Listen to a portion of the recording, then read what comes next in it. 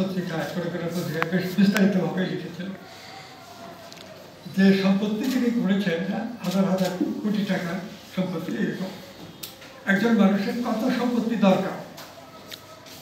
একটা গল্প টলস্টয়ের লেখা how much land a man require, মানে একজন মানুষের কত জমি দরকার। এটা নিয়ে একটা ছোট গল্প, বেশি বড় না, ছোট গল্প, এই 4-5 পৃষ্ঠা।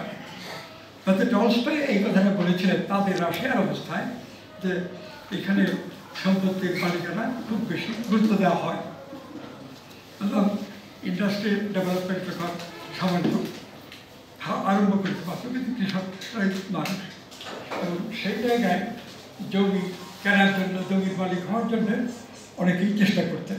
টলস্টয় এই রুশ ভাষায় রাশিয়ার কোনো এক অঞ্চলের একজন লোকের নাম বলে একটা মানে ইয়ে করলো, অনেক সম্পত্তির মালিক এরকম একজন ঘোষণা দিল যে সকাল 6টা থেকে সন্ধ্যা 6টা পর্যন্ত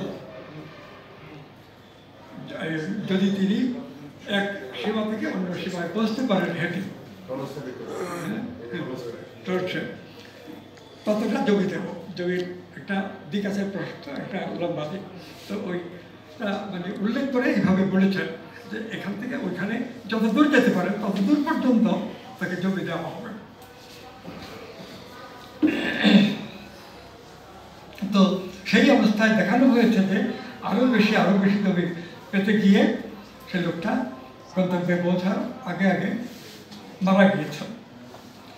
গল্পটা টলস্টয় সুন্দর করে লিখেছেন। তিনি দেখাতে চেয়েছেন যে কেবল সম্পত্তি এবং আরও সম্পত্তি, এই যে চেতনা আছে এটা মানুষকে মানবিক গুণাবলী বর্জিত অন্য প্রাণীতে পরিণত করে। এত সম্পত্তি কেন, এই প্রশ্নটা তুলেছেন এবং যারা পড়বেন বিশেষ করে ছোটদের জন্য, মানে স্কুলে পড়ে ক্লাস 9-10 এরকম বয়সের ছেলে মেয়েদের জন্যই লিখেছেন। তা আমাদের যে পরিমাণ অর্থের সম্পত্তির মালিক হয়েছে একটু অনুসন্ধান করলে আরও পাওয়া যাবে। মন্ত্রী পরিষদে যারা ছিলেন তাদের মধ্যে একজন বা দুজনকে পেলে পাওয়াও যেতে পারে যে তারা এতটা দান। কিন্তু এই বিবরণ কিছু প্রকাশ করতে অনেকগুলোই প্রকাশ হয়েছে, আরও অনুসন্ধান করলে পাওয়া যাবে। গুরুত্বপূর্ণ পদে ছিলেন, শেখ হাসিনার সঙ্গে ব্যক্তিগতভাবে পরিচিত অথবা আওয়ামী লীগের প্রতি একান্ত অনুগত এরকম লোকদের প্রায় সকলেই এই আরও অর্থ চাই, আরও টাকা চাই, কেবল বাংলাদেশটা গোটা পৃথিবীতে আমার বাড়িঘর থাকতে হবে ইত্যাদি ইত্যাদি একটা মানসিকতা। হিটলার, এখানে তো ফ্যাসিজমের কথা বলছেন, হিটলার মানে জার্মানি ছাড়াও তার বাইরে অনেক জায়গা সেনাবাহিনীতে শক্তিশালী করে গঠন করেছিলেন, অনেক জায়গা তাকে তিনি নিয়ে আসছিলেন জার্মানির সঙ্গে। তারপরে যুদ্ধে গেলেন, যুদ্ধের প্রথম পর্যায়ে তো তার অবস্থা খুব ভালো ছিল। একটা এগ্রিমেন্ট ছিল মস্কোর সঙ্গে, স্টেলিন তখন ওখানে কমিউনিস্ট পার্টির প্রধান এবং রাষ্ট্রপ্রধান, যে সোভিয়েত ইউনিয়ন আক্রমণ করবে না, এরকম একটা আন্ডারস্ট্যান্ডিং ছিল।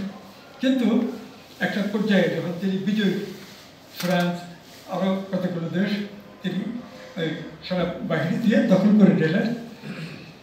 তো সেই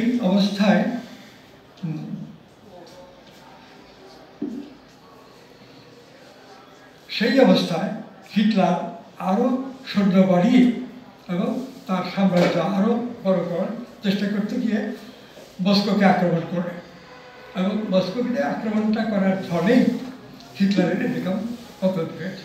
অন্যান্য শক্তি ছিল, কিন্তু মস্কোর অনেকগুলো অ্যাডভান্টেজ আছে, বিরাট দেশ, আর স্টেলিন খুব শক্তিশালী শাসক ছিলেন।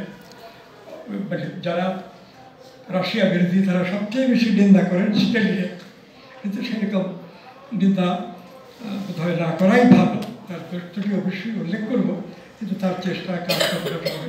তো এই মস্কোতে আক্রমণ করার ফলে ওই যে তাদের যে অ্যালাইনমেন্ট ছিল সেখানে কিছু পরিবর্তন হয়েছে এবং মস্কো থেকে পাল্টা আক্রমণ করা হয়েছে। তো শীতের দিন, সোভিয়েত ইউনিয়নের ভীষণ ঠান্ডা, এর মধ্যে হিটলারের সেনাবাহিনী ওখানে একেবারেই সুবিধা করতে পারেনি এবং পরাজয় বরণ করছে। আর ওই মস্কোকে মানে আক্রমণ করার ফলে দুনিয়া জুড়ে অনেক রাষ্ট্রই আর একে হিটলারকে সমর্থন দেয়নি, তারা আগে দিত।